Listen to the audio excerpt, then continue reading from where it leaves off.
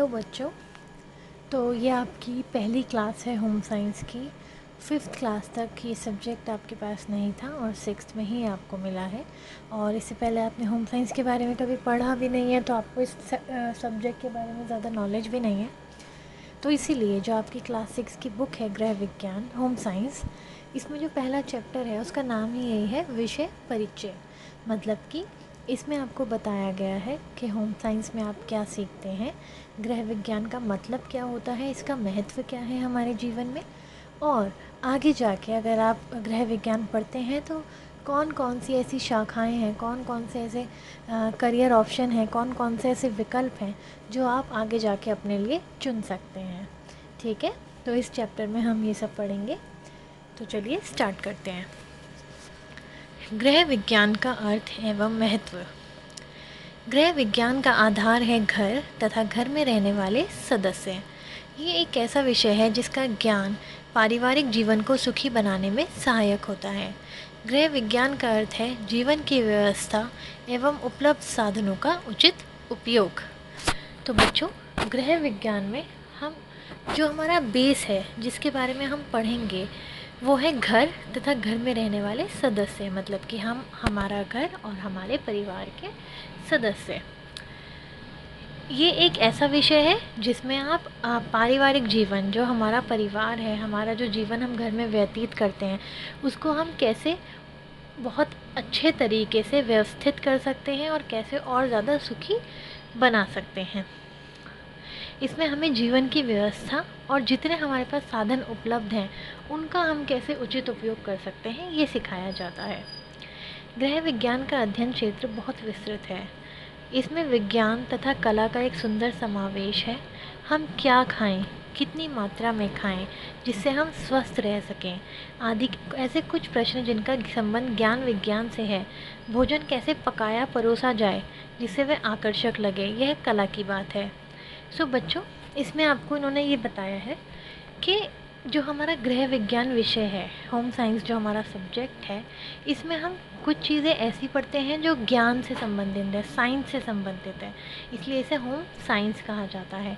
और कुछ चीज़ें हम ऐसी पढ़ते हैं जो कला से संबंधित है, हमारे आर्ट्स, जो हम आर्टिस्टिक माइंड होता है हमारा, उससे संबंधित है।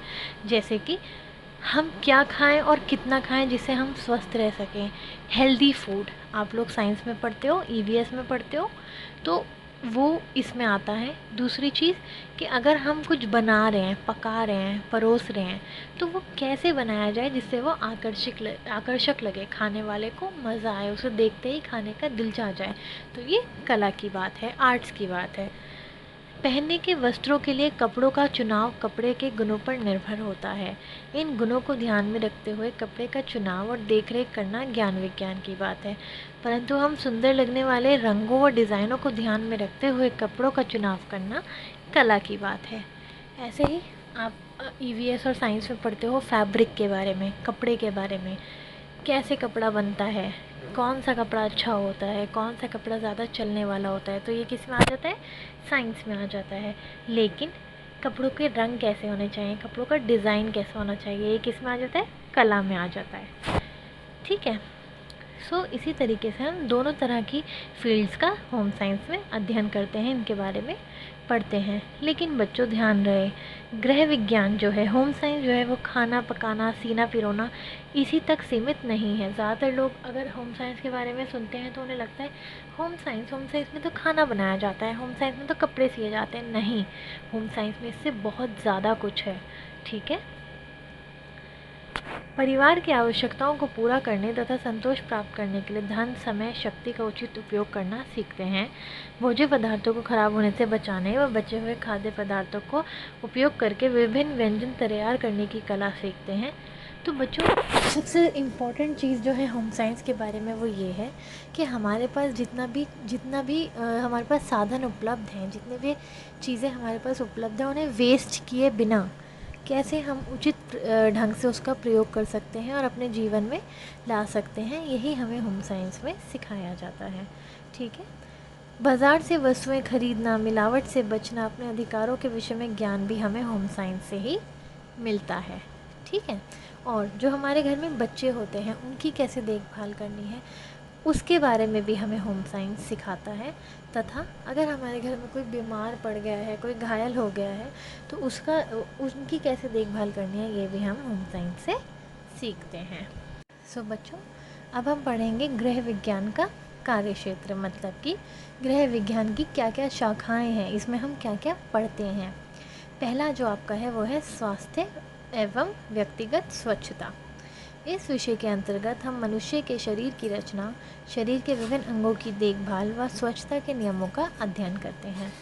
बच्चों, ये आप सबको पता है कि हमारे लिए स्वस्थ रहना कितना आवश्यक है, कितना ज़रूरी है, और स्वच्छ रहना भी हमारे लिए कितना ज़रूरी है। ठीक है, तो इसी के बारे में हम गृह विज्ञान होम साइंस में पढ़ते हैं।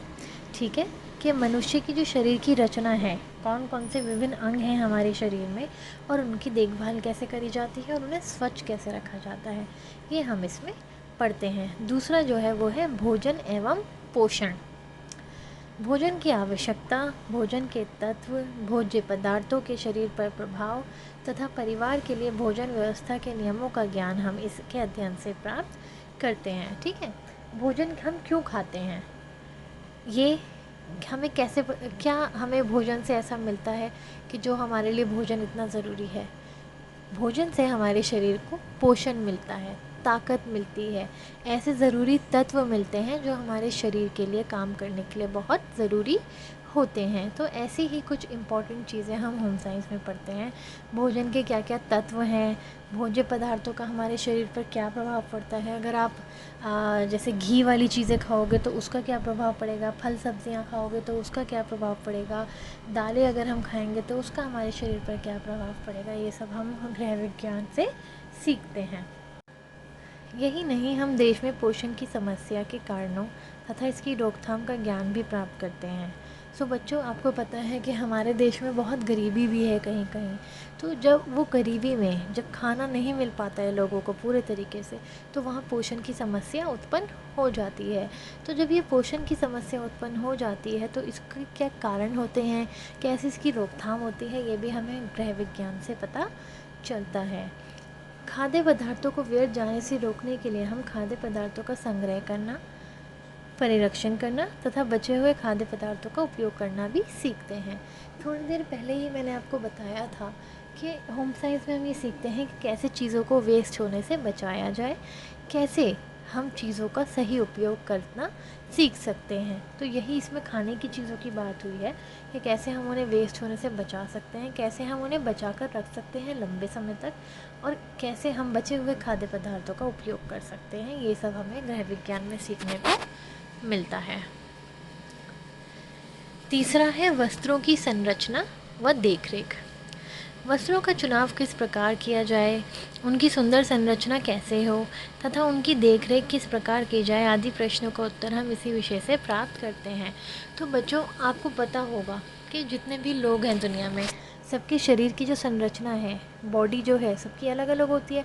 कोई बहुत पतला होता है, कोई बहुत मोटा होता है, कोई ना पतला होता है ना मोटा होता है। तो जिस प्रकार के हमारे शरीर होते हैं उसी प्रकार के अलग अलग कपड़ों के डिज़ाइन हम पर अच्छे लगते हैं। जैसे कि मैं आपको एक एग्जांपल देती हूँ, एक उदाहरण देती हूँ। अगर कोई बहुत मोटा है और वो बड़े बड़े डिज़ाइन के कपड़े पहन लेगा तो वो उससे और ज़्यादा मोटा लगेगा। तो हमें ये ध्यान रखना चाहिए कि हम किस प्रकार के कपड़े पहन रहे हैं जो हमारे शरीर पर अच्छे लगे, और किस प्रकार के कपड़े हमारे शरीर पर अच्छे नहीं लगेंगे, वो हमें अवॉइड करने चाहिए। तो ये सब चीज़ें का ज्ञान हमें होम साइंस गृह विज्ञान देता है। ठीक है, इसी के साथ साथ हम अपने कपड़ों को और ज़्यादा सुंदर कैसे बना सकते हैं, लेस लगाना, कढ़ाई करना, ये सब हमें होम साइंस में सीखने को मिलता है। ठीक है, इसके बाद है गृह व्यवस्था एवं सुसज्जा। इसके अंतर्गत हम घर का प्रबंध करना, धन की व्यवस्था व घर को सजाने की कला का ज्ञान प्राप्त करते हैं। बच्चों, गृह व्यवस्था एवं सुसज्जा में हम क्या सीखते हैं कि जो हमारा घर है उसको हम कैसे व्यवस्थित रख सकते हैं। आपने देखा होगा कभी हम किसी के घर जाते हैं, चाहे घर छोटा हो या बड़ा, अगर वो अच्छे से व्यवस्थित है तो हमें जाके एकदम से अच्छा महसूस होता है। लेकिन अगर किसी का घर कितना भी बड़ा हो, लेकिन अगर उसे ढंग से नहीं रखा गया है, चीज़ें इधर उधर फैली हुई हैं, अच्छे से उनकी सेटिंग नहीं हुई हुई है, तो क्या हमें वहाँ जाके अच्छा लगेगा? बिल्कुल नहीं लगेगा। ठीक है, तो यही चीज़ें हमें गृह विज्ञान सिखाता है। साथ ही साथ धन की व्यवस्था। अब अगर घर में 4 कमाने वाले हैं और चारों कमा के पैसा लाते हैं, और हम उस पैसे को अगर ध्यान से नहीं रखेंगे, उसकी मैनेजमेंट नहीं करेंगे, तो क्या हम कुछ बचा पाएंगे? नहीं बचा पाएंगे। तो हमें कैसे धन की व्यवस्था रखनी है, ये भी हमें गृह विज्ञान सिखाता है। इसके बाद है शिशु पालन।